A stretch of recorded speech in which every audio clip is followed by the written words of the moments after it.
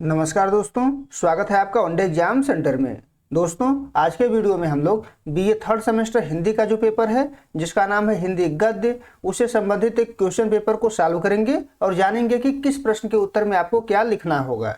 जो आपका पेपर है वो कुल 3 खंडों में विभाजित है। पहला खंड अ है, दूसरा खंड ब है और तीसरा खंड स है। एक एक करके हम लोग सबसे पहले जानेंगे कि तीनों खंडों में आपसे क्या पूछा गया है। उसके बाद तीनों खंडों में जो प्रश्न पूछा गया है उसको हम लोग सॉल्व करेंगे। जो आपका पहला खंड अ है, इसमें आपसे अति लघु उत्तरीय प्रश्न पूछा गया है। कुल 10 प्रश्न इसमें आपसे पूछा गया है। 10 प्रश्नों का उत्तर आपको यहाँ पर देना है और उत्तर आप लगभग 50 शब्द में देंगे, यानी एक प्रश्न का उत्तर आपको लगभग 50 शब्दों में देना है। इसमें आपसे जो पहला प्रश्न पूछा गया है, आधुनिक हिंदी गद्य का प्रवर्तक किसे माना जाता है, किसको आधुनिक हिंदी गद्य का प्रवर्तक माना जाता है, इसके बारे में आपको लिखना है। दूसरा प्रश्न आपसे पूछा गया है, हिंदी के प्रथम उपन्यास परीक्षा गुरु के उपन्यासकार कौन हैं, किनके द्वारा परीक्षा गुरु उपन्यास लिखा गया है, इसके बारे में आपको बताना है। तीसरा प्रश्न जो आपसे पूछा गया है, हिंदी साहित्य में उपन्यास सम्राट किसे माना जाता है, उनके 4 उपन्यासों के नाम लिखिए। तो सबसे पहले आपको बताना है कि उपन्यास सम्राट माना किसको जाता है, फिर उनके 4 उपन्यासों का नाम आपको यहाँ पर लिखना है। आगे बढ़ते हैं, चौथा प्रश्न देख लेते हैं। इसमें आपसे पूछा गया है कि हिंदी की प्रथम कहानी और उसके लेखिका का नाम लिखिए। तो लेखिका के द्वारा हिंदी की जो पहली कहानी लिखा गया है उसका नाम आपको लिखना है। लेखक के द्वारा जो लिखा गया है उसका नाम नहीं लिखना है, यानी इंदुमती का नाम यहाँ नहीं लिखना है, क्योंकि वो किशोरीलाल गोस्वामी के द्वारा लिखा गया है। वो लेखक है, लेखिका नहीं है। तो अभी इसको हम लोग देखेंगे कि क्या इसमें लिखा जाएगा आगे। पांचवा प्रश्न है, इसमें आपसे पूछा गया है कि नूतन ब्रह्मचारी उपन्यास के लेखक का नाम लिखिए। नूतन ब्रह्मचारी जो उपन्यास है वो किसके द्वारा लिखा गया है, इसका नाम आपको यहाँ पर लिखना है। जो छठा प्रश्न है, इसमें आपसे पूछा गया है कि अंधेर नगरी और भारत भारती के रचनाकारों का नाम लिखिए। इन दोनों रचनाओं की विधा क्या है, तो इसका भी उत्तर आपको लिखना है। सातवां प्रश्न है, इसमें आपसे पूछा गया है कि संस्मरण साहित्य के विकास में किसका नाम सर्वोपरि है, किसने ज्यादा योगदान दिया है संस्मरण साहित्य के विकास में, उसका नाम आपको यहाँ पर लिखना है। जो 8वां प्रश्न है, इसमें आपसे पूछा गया है कि रेखा चित्र गिल्लू किसकी रचना है, किसके द्वारा गिल्लू की रचना की गई है, उसके बारे में आपको लिखना है।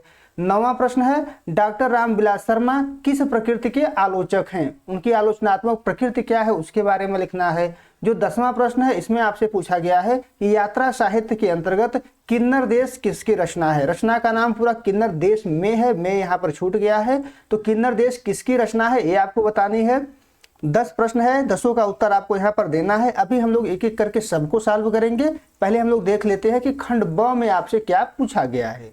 खंड ब में आपसे लघु उत्तरीय प्रश्न पूछा गया है और 3 प्रश्नों का उत्तर आपको इसमें से देना है और प्रश्नों का उत्तर आपको लगभग 200 शब्दों में देना है। इसमें जो प्रश्न आपसे पूछा गया है वो है हिंदी निबंध मित्रता के आधार पर मित्र के लक्षणों की व्याख्या कीजिए। यानी रामचंद्र शुक्ल का निबंध जो मित्रता है उसमें मित्र के कौन कौन से लक्षण दिए गए हैं, उन्हीं लक्षणों की व्याख्या आपको यहाँ पर करनी है। जो तीसरा प्रश्न है वो है उपन्यास और कहानी का अंतर बताइए। उपन्यास और कहानी में क्या अंतर होता है, उन दोनों में जो अंतर होता है उसी को यहाँ पर लिखना है।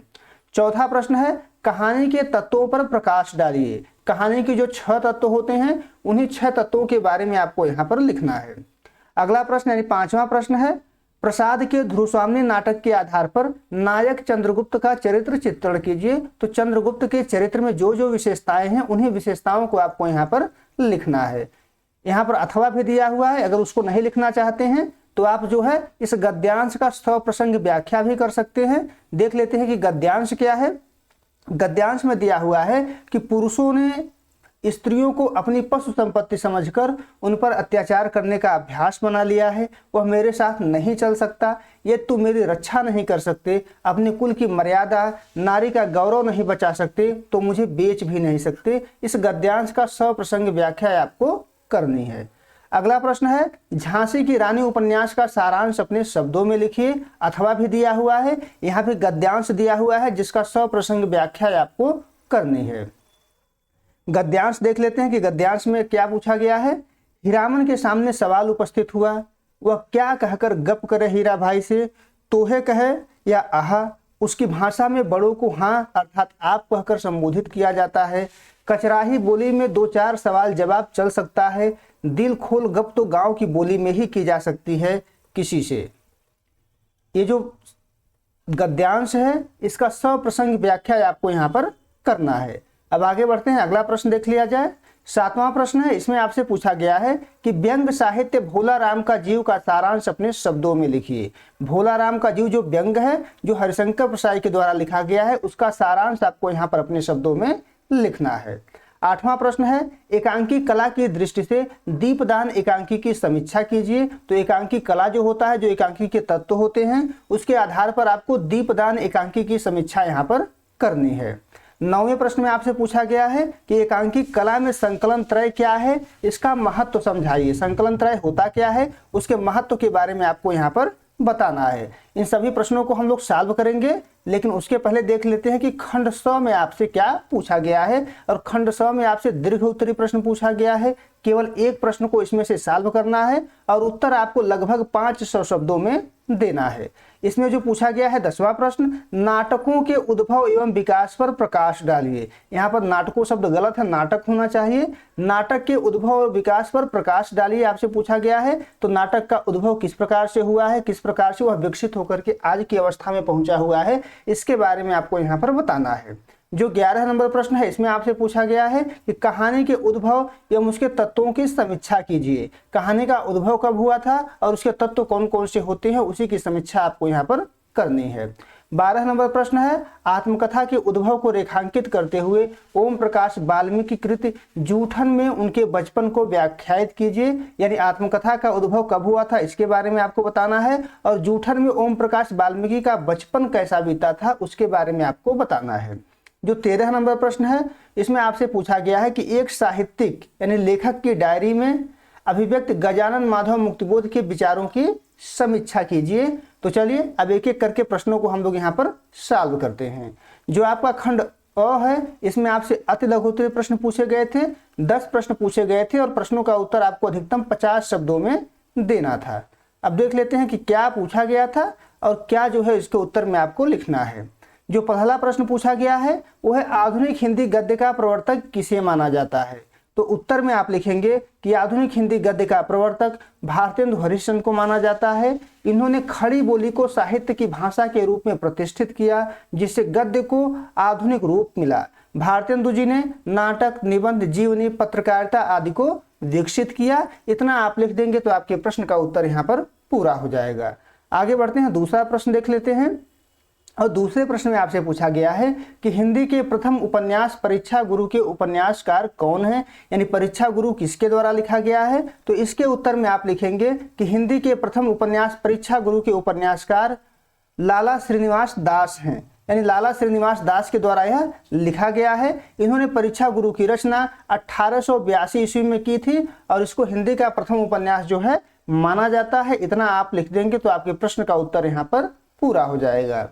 तीसरा प्रश्न है, इसमें आपसे पूछा गया है कि हिंदी साहित्य में उपन्यास सम्राट किसे माना जाता है, उनके 4 उपन्यासों के नाम लिखिए। तो उत्तर में आप लिखेंगे कि हिंदी साहित्य में प्रेमचंद को उपन्यास सम्राट माना जाता है। उनके 4 उपन्यासों के नाम इस प्रकार हैं। एक एक करके आपको चारों उपन्यासों का नाम यहाँ पर लिखना है। पहले उपन्यास का नाम है सेवा सदन, दूसरे उपन्यास का नाम है गबन, तीसरे का नाम है प्रेमाश्रम और चौथे का नाम है गोदान। इन चारों उपन्यासों का नाम लिख देंगे तो आपके प्रश्न का उत्तर यहाँ पर पूरा हो जाएगा।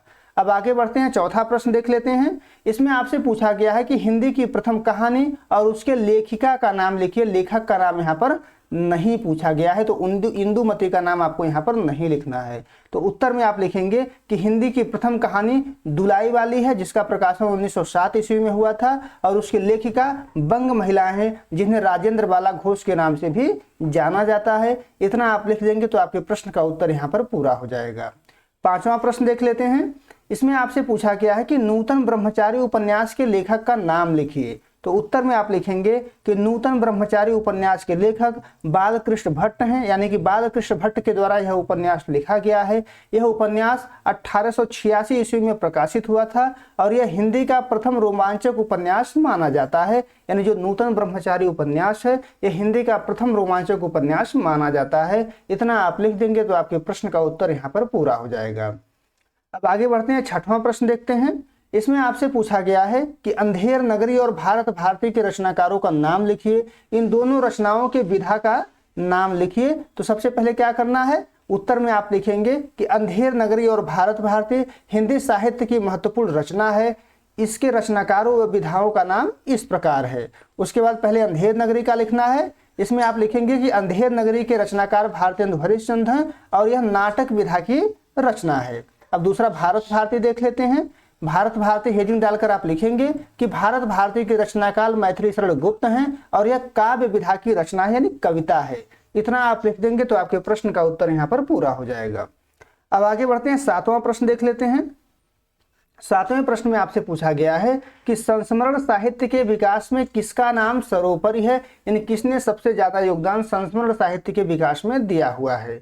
तो उत्तर में आप लिखेंगे कि संस्मरण साहित्य के विकास में पद्म सिंह शर्मा का नाम सर्वोपरि माना जाता है। उनकी रचना पद्म पराग को हिंदी का पहला मौलिक संस्मरण संग्रह स्वीकार किया जाता है। इतना आप लिख देंगे तो आपके प्रश्न का उत्तर यहाँ पर पूरा हो जाएगा। अब आगे बढ़ते हैं, 8वां प्रश्न देख लेते हैं। इसमें आपसे पूछा गया है कि रेखाचित्र गिल्लू किसकी रचना है, किसके द्वारा गिल्लू की रचना की गई है। तो उत्तर में आप लिखेंगे कि रेखाचित्र गिल्लू महादेवी वर्मा की रचना है। यह उनके मेरा परिवार नामक रेखाचित्र संग्रह में संग्रहित है, जिसका प्रकाशन 1972 ईस्वी में हुआ था। यानी यह रेखाचित्र महादेवी वर्मा के द्वारा लिखा गया है और उनका जो मेरा परिवार नामक संग्रह है उसमें संग्रहित है। और यह जो रेखाचित्र संग्रह है 1972 ईस्वी में प्रकाशित हुआ था। अब आगे बढ़ते हैं, अगला प्रश्न देखते हैं। इसमें आपसे पूछा गया है कि डॉक्टर रामविलास शर्मा किस प्रकृति के आलोचक हैं। तो डॉक्टर रामविलास शर्मा हिंदी के प्रसिद्ध मार्क्सवादी आलोचक हैं। उन्होंने अपनी आलोचना में प्रगतिशील परंपरा का निर्वहन किया है। रामविलास शर्मा को ध्वंसात्मक आलोचक माना जाता है, यानी रामविलास शर्मा जो है मार्क्सवादी आलोचक हैं और इनको ध्वंसात्मक आलोचक माना जाता है। ध्वंसात्मक आलोचक इनको इसलिए माना जाता है क्योंकि ये पहले लक्ष्य निर्धारित करते हैं कि आलोचना किसके ऊपर करनी है, फिर जो है मूल समूल नाश करके उसका आलोचना करते हैं। तो इसलिए उनकी आलोचना पद्धति को जो है ध्वंसात्मक आलोचना भी कहा जाता है। अब आगे बढ़ते हैं, अगला जो प्रश्न है 10वां प्रश्न। इसमें आपसे पूछा गया है कि यात्रा साहित्य के अंतर्गत किन्नर देश किसकी रचना है। तो उत्तर में आप लिखेंगे कि किन्नर देश राहु सांकृत्यायन द्वारा लिखा गया यात्रा साहित्य है, जिसमें उन्होंने हिमाचल प्रदेश के किन्नौर क्षेत्र और वहां के निवासियों के जीवन, संस्कृति और इतिहास का वर्णन किया है। इतना आप लिख देंगे तो आपके इस प्रश्न का उत्तर यहाँ पर पूरा हो जाएगा। अब आगे बढ़ते हैं, खंड ब देख लेते हैं। खंड ब में आपसे लघु उत्तरीय प्रश्न पूछा गया है और 3 प्रश्नों का उत्तर आपको यहाँ पर देना है। तो 3 ही प्रश्न को हम लोग यहाँ पर सॉल्व करेंगे। इसमें जो दूसरा प्रश्न था उसमें आपसे पूछा गया है कि हिंदी निबंध मित्रता के आधार पर मित्र के लक्षणों की व्याख्या कीजिए, यानी मित्र में कौन कौन से लक्षण पाए जाते हैं उसी के बारे में आपको बताना है। तो उत्तर में आप लिखेंगे मित्रता शुक्ल जी का प्रमुख निबंध है, जिसके अनुसार एक मित्र में निम्न लक्षण होने चाहिए। अब कौन कौन से लक्षण होने चाहिए उसी के बारे में आपको यहाँ पर लिखना है। जो पहला लक्षण है वो है विश्वास पात्रता, यानी शुक्ल जी सच्चे मित्र को जीवन की एक औषधि मानते हैं। सबसे महत्वपूर्ण गुण विश्वास पात्रता है। मित्र ऐसा होना चाहिए जिस पर हम पूरा भरोसा कर सकें, यानी मित्रता का पहला लक्षण है कि वह विश्वास पात्र होना चाहिए।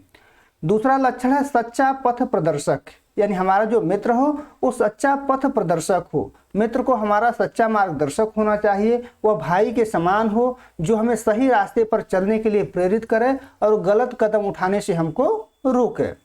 मित्र का जो अगला लक्षण है वो है सच्ची सहानुभूति। सच्ची मित्रता में सहानुभूति अनिवार्य है। इसका अर्थ है कि एक मित्र दूसरे के सुख दुख, हानि लाभ को अपना ही समझे, यानी मित्र मित्र के प्रति सहानुभूति रखे। यह लक्षण मित्रता में होना चाहिए। अगला जो लक्षण है वो है उत्तम संकल्पों में दृढ़ता, यानी मित्र का कर्तव्य है कि वह हमें हमारे उत्तम संकल्पों, अच्छे इरादों में मजबूती प्रदान करे ताकि हम नैतिक रूप से दृढ़ रहें। अगला जो मित्र का लक्षण है वो है दोषों और त्रुटियों से बचाव, यानी मित्र ऐसा होना चाहिए जो हमें हमारे दोषों से बचाए, हमारे कमजोरियों से बचाए, हमारे गलतियों के प्रति हमको सचेत करे, जिससे हम स्वयं को सुधार सकें और पतन के रास्ते से बच सकें, यानी पतन न हो इससे हम बच सकें। मित्रता का जो अगला लक्षण है वो है सत्य, पवित्रता और मर्यादा का प्रेमी, यानी वह हमारे सत्य, पवित्रता और मर्यादा को बनाए रखने में सहायक होना चाहिए। मित्र ऐसा ही होना चाहिए। अगला जो लक्षण है उत्तम वैदेशिक निपुणता, यानी एक मित्र में उत्तम वैद्य सी निपुणता होनी चाहिए, सच्ची मित्रता में कुशल वैद्य जैसी निपुणता होनी चाहिए। मित्र हमारी मानसिक स्थिति को ठीक से परख कर सही सलाह देता है, इसलिए उसको उत्तम वैद्य जैसा होना चाहिए। अगला लक्षण है माता सा धैर्य और कोमलता। मित्र को अच्छी माता का सधैर्य और कोमलता धारण करना चाहिए, जो हमें प्रेम और सहनशीलता से सुधारे। अगला लक्षण है निराशा में आशा का संचार, यानी मित्र ऐसा होना चाहिए कि जब हम निराश हों तो निराशा में हमारे भीतर आशा का संचार करे, हमारे मनोबल को बढ़ाए। अंतिम लक्षण है उत्तम जीवन निर्वाह में सहायता। अंततः इन सभी गुणों का सार यही है कि मित्र हमें हर तरह से श्रेष्ठता पूर्वक जीवन जीने में सहायता प्रदान करे। इतना आप लिख देंगे तो आपके प्रश्न का उत्तर यहाँ पर पूरा हो जाएगा। अब आगे बढ़ते हैं। जो चौथा प्रश्न आपसे पूछा गया था कि कहानी तत्वों पर प्रकाश डालिए, तो यहाँ पर कहानी के जो 6 तत्व हैं उन्हीं के बारे में आपको यहाँ पर बताना है। तो उत्तर में आप लिखेंगे कहानी गद्य साहित्य की एक अत्यंत लोकप्रिय और महत्वपूर्ण विधा है। इसमें किसी रोचक घटना, विचार या अनुभव का संक्षिप्त, प्रभावशाली और कलात्मक वर्णन होता है। कहानी में 6 प्रमुख तत्व होते हैं जो इस प्रकार हैं। अब 6 तत्वों को एक एक करके यहाँ पर आपको लिखना है। जो पहला तत्व है वो है कथा वस्तु। यह कहानी की मूल घटनाक्रम होती है जिसके चारों ओर पूरा कथानक बुना जाता है। दूसरा तत्व होता है पात्र एवं चरित्र चित्रण। ये वे मनुष्य या काल्पनिक प्राणी होते हैं जो यहाँ कहानी कर लीजिएगा, जो कहानी में विभिन्न क्रियाएं करते हैं, इनके माध्यम से कहानी जो है आगे बढ़ती है। अगला जो तत्व है संवाद है। इसको संवाद योजना भी कहा जाता है। पात्रों के बीच बातचीत को कहानी को गति देती है और पात्रों के बीच जो बातचीत होता है उसी को संवाद के नाम से जाना जाता है। पात्रों के व्यक्तित्व को यह उजागर करती है और कथानक को आगे बढ़ाती है, कथानक को गति प्रदान करती है यह संवाद योजना। अगला जो तत्व है वो है देश काल एवं वातावरण। यह कहानी का समय, स्थान और परिवेश होता है। यह कथा वस्तु को विश्वसनीय बनाता है और पात्रों के व्यवहार को प्रभावित करता है, क्योंकि पात्र जो होता है वो अपने स्थान, अपने समय और अपने परिवेश के अनुसार ही व्यवहार करता है, उसी के अनुसार उसका संवाद भी होते हैं। कहानी का जो अगला तत्व होता है वो है भाषा शैली। यह लेखक की भाषा, शब्द चयन और अभिव्यक्ति का तरीका है जिसके माध्यम से वह कहानी को प्रस्तुत करता है। अगला जो तत्व है वो है उद्देश्य। यह अंतिम तत्व है। यह कहानी का मूल विचार या संदेश होता है जिसे लेखक पाठकों तक पहुंचाना चाहता है। इतना आप लिख देंगे तो आपके प्रश्न का उत्तर यहाँ पर पूरा हो जाएगा। अब अगला प्रश्न देख लेते हैं। अगला प्रश्न जो आपसे पूछा गया है वो है ध्रुवस्वामिनी नाटक के आधार पर नायक चंद्रगुप्त का चरित्र चित्रण कीजिए। यानी जो ध्रुवस्वामिनी नाटक है उसके नायक के चंद्रगुप्त के चरित्र में कौन कौन सी विशेषताएं पाई जाती हैं, उन्हीं विशेषताओं को यहाँ पर आपको लिखना है। तो उत्तर में आप लिखेंगे चंद्रगुप्त की चारित्रिक विशेषताएं, ये आपको हेडिंग डाल लेनी है। उसके बाद आप लिखेंगे कि ध्रुवस्वामिनी नाटक की रचना जयशंकर प्रसाद ने 1933 ईस्वी में की थी। चंद्रगुप्त इस नाटक का नायक है, वह गुप्त राजवंश का उत्तराधिकारी है। समुद्रगुप्त ने उसे अपना उत्तराधिकारी बनाया था। वह राष्ट्र के प्रति समर्पित, निडर, वीर योद्धा है। चंद्रगुप्त की चारित्रिक विशेषताएं निम्न हैं। अब उसके चरित्र में कौन कौन सी विशेषता पाई जाती हैं एक एक करके उसी को आपको यहाँ पर लिखना है।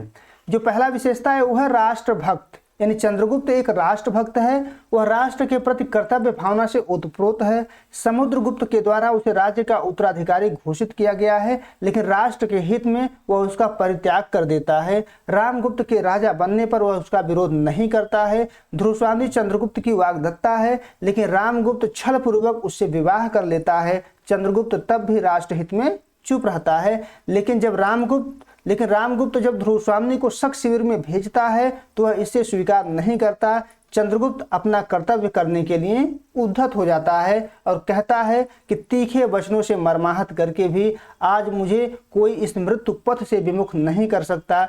मैं केवल अपना कर्तव्य करूं, इसी में मुझे सुख है। यानी चंद्रगुप्त जो है वो राष्ट्रवादी व्यक्ति है, राष्ट्रभक्त है और राष्ट्र के प्रति अपने आप को समर्पित किए हुए है। अगली जो विशेषता है उसके चरित्र की वो है आदर्श प्रेमी। यानी चंद्रगुप्त जो है आदर्श प्रेमी है, वह ध्रुवस्वामिनी से प्रेम करता है। ध्रुवस्वामिनी उसकी वाग्दत्ता है। वाग्दत्ता उसको कहते हैं जिसको विवाह का वचन दिया जाता है। रामगुप्त छल पूर्वक ध्रुवस्वामिनी से विवाह कर लेता है, लेकिन चंद्रगुप्त इसका विरोध नहीं करता है। वह तब भी ध्रुवस्वामिनी से प्यार करता है, उसे अपना मानता है। चंद्रगुप्त एक आदर्श प्रेमी है, उसका प्रेम समर्पण की भावना पर आधारित है। वह ध्रुवस्वामिनी को शक शिविर में भेजना चंद्रगुप्त को स्वीकार्य नहीं है। चंद्रगुप्त कहता है, मैं आज यह स्वीकार करने में भी संकुचित हो रहा हूं कि ध्रुव देवी मेरी है। ठहर कर, हाँ वह मेरी है, मैंने आरंभ से ही अपनी संपूर्ण भावना से प्यार किया है। ये कथन दिखाता है कि वह एक आदर्श प्रेमी है और समर्पण की भावना उसके प्रति रखता है। चंद्रगुप्त के चरित्र की जो अगली विशेषता है वो है मर्यादा का रक्षक। यानी चंद्रगुप्त जो है मर्यादा का रक्षक है, वह मर्यादा का रक्षा करता है। वह मरकर भी साम्राज्य की गौरव और मर्यादा की रक्षा करना चाहता है। वह साम्राज्य और नारी स्वाभिमान की रक्षा के लिए शक शिविर में अकेले जाता है और उसकी रक्षा करने में सफल भी होता है। वह साम्राज्य की मर्यादा के लिए अपना अधिकार तक छोड़ देता है। वह कहता है कि यह नहीं हो सकता महादेव, जिस मर्यादा के लिए मैंने अपना मिला हुआ अधिकार छोड़ दिया उसका यह अपमान। यानी वह हर हाल में मर्यादा का रक्षा करना चाहता है। अगली विशेषता है वीर योद्धा। यानी चंद्रगुप्त जो है वीर है, वह रामगुप्त की तरह युद्ध से डरता नहीं है। इसी कारण वह ध्रुवस्वामिनी को शक शिविर में भेजने का विरोध करता है और जब सफल नहीं होता है तो उसके साथ स्वयं जाता है। वह सकरात से कहता है कि मैं हूँ चंद्रगुप्त, तुम्हारा काल, मैं अकेला आया हूँ तुम्हारी वीरता की परीक्षा लेने, सावधान। यह दिखाता है कि चंद्रगुप्त एक वीर पुरुष है, योद्धा है, वीरता उसमें भरी हुई है। अगली जो विशेषता है वह है त्यागी। यानी चंद्रगुप्त जो है त्याग का साक्षात प्रतिमूर्ति है। वह समुद्रगुप्त का उत्तराधिकारी है, फिर भी रामगुप्त के राजा बनने पर वह विद्रोह नहीं करता है, अपने मिले हुए अधिकार का त्याग कर देता है। ध्रुवस्वामिनी उसकी वाग्दत्ता है, पर रामगुप्त छल पूर्वक उससे विवाह कर लेता है। चंद्रगुप्त यहाँ भी त्याग का भाव दिखाता है। वह कहता है कि मेरे हृदय के अंधकार में प्रथम किरण से आकर जिसने अज्ञात भाव से अपना मधुर आलोक ढाल लिया था, उसको भी मैंने केवल इसीलिए भूलने का प्रयत्न किया। यानी वह त्यागी है, साम्राज्य के हित में कुछ भी त्याग कर सकता है, त्याग की भावना उसके भीतर भरी हुई है। चंद्रगुप्त के चरित्र की जो अगली विशेषता है वो है स्वाभिमानी। यानी चंद्रगुप्त एक स्वाभिमानी व्यक्ति है। वह अपने और साम्राज्य के स्वाभिमान पर आंच नहीं आने देता। वह स्वाभिमान की रक्षा के लिए ही रामगुप्त के निर्णय का विरोध और सकराज का वध करता है। वह त्याग के कारण साम्राज्य और ध्रुवस्वामिनी के अधिकार से दूर हो गया था, पर जब स्वाभिमान पर आंच आता है तो कहता है मैं पुरुष हूँ नहीं, मैं अपनी आंखों से अपना वैभव और अधिकार दूसरों को अन्याय से छीनते देख रहा हूं। यानी वह स्वाभिमानी है, जब उसके स्वाभिमान पे आंच आती है तो वह अपना आवाज उठाता है। ये चंद्रगुप्त के चरित्र की विशेषताएं थी। आप इसे परीक्षा में इस प्रकार से लिख सकते हैं। इतना लिख देंगे तो आपके प्रश्न का उत्तर यहाँ पर पूरा हो जाएगा। अब अगला खंड देखते हैं, खंड स है, जिसमें आपसे दीर्घ उत्तरीय प्रश्न पूछा गया है और यहाँ पर केवल एक प्रश्न का उत्तर आपको देना है। हम लोग 10वें प्रश्न को सॉल्व करेंगे। यहाँ पर नाटक के उद्भव और विकास पर प्रकाश डालिए। यानी नाटक का उद्भव कब हुआ था और किस प्रकार से विकसित होकर के वह आज की अवस्था में पहुंचा हुआ है, इसके बारे में आपको यहाँ पर बताना है। उत्तर में आप लिखेंगे कि हिंदी नाटक के उद्भव और विकास की एक लंबी और समृद्ध यात्रा है, जिसकी जड़ें प्राचीन संस्कृत नाट्य परंपरा और लोक नाट्यों में है। शुक्ल जी का मानना है कि महाराजा विश्वनाथ सिंह का आनंद रघुनंदन हिंदी का पहला नाटक है और भारतेंदु का मानना है कि गोपाल चंद्र गिरधर दास का जो नहुष नाटक है वह हिंदी का पहला नाटक है। लेकिन वास्तविक रूप से हिंदी नाटक का आरंभ भारतेंदु युग से माना जाता है। हिंदी नाटक के विकास यात्रा को निम्न भागों में बांटकर अध्ययन किया जा सकता है। इतना आप भूमिका लिख देंगे। उसके बाद हम लोग क्या करेंगे, जयशंकर प्रसाद को आधार मान करके हिंदी नाटक के विकास यात्रा को बांटेंगे। पहला युग हो जाएगा प्रसाद पूर्व युग, यानी जयशंकर प्रसाद के पहले का युग।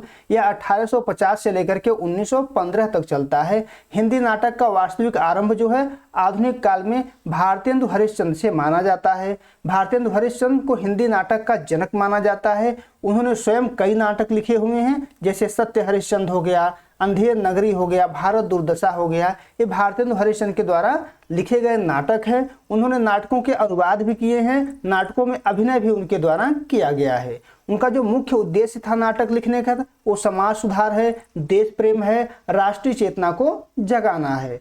उन्होंने हिंदी रंगमंच की स्थापना के लिए भी महत्वपूर्ण प्रयास किए। इस युग में नाटकों में हल्की फुल्की शैली, उपदेशात्मकता और पारसी रंगमंच का प्रभाव दिखाई पड़ता है। अब आगे बढ़ते हैं। जो नाटक के विकास का अगला युग है उसको प्रसाद युग के नाम से जाना जाता है, जो 1915 से लेकर के 1937 तक था। यह युग जयशंकर प्रसाद के नाम पर है। प्रसाद जी ने ऐतिहासिक पृष्ठभूमि पर उत्कृष्ट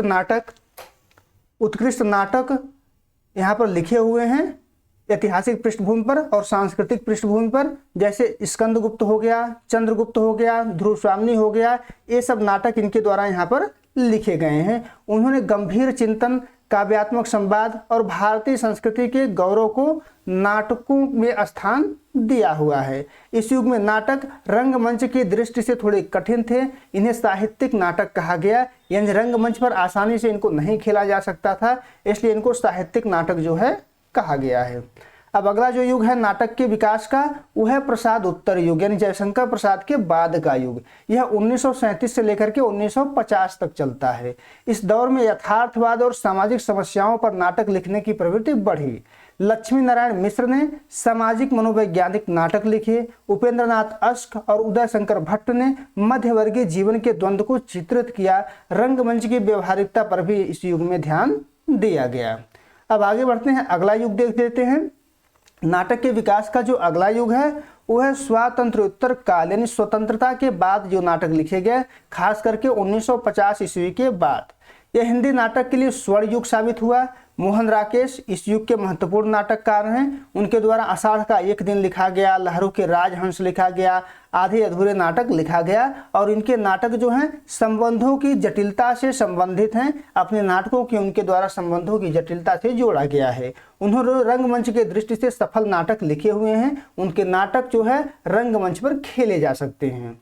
अब समकालीन नाटककारों के बारे में देख लेते हैं। समकालीन नाटककारों ने समाज, राजनीति, विसंगतियों और निम्न वर्ग के जीवन को केंद्र में रखा हुआ है, उसको केंद्र में रख करके उनके द्वारा नाटक लिखा गया है। प्रमुख नाटककारों में सुरेंद्र वर्मा है, भीष्म साहनी है, मणि मधुकर शामिल हैं। इस काल के नाटक प्रतीकात्मकता, सांकेतिकता और प्रयोगात्मकता को अपनाते हुए समकालीन हिंदी रंगमंच को लगातार समृद्ध कर रहे हैं। अब आपको अंतिम में निष्कर्ष लिखना है, और निष्कर्ष में आप लिखेंगे कि हिंदी नाटक ने भारतेंदु के सामाजिक सुधार के उद्घोष से लेकर प्रसाद के सांस्कृतिक पुनर्जागरण और मोहन राकेश के आधुनिक मानवीय द्वंद्व को दर्शाते हुए एक लंबा सफर तय किया है।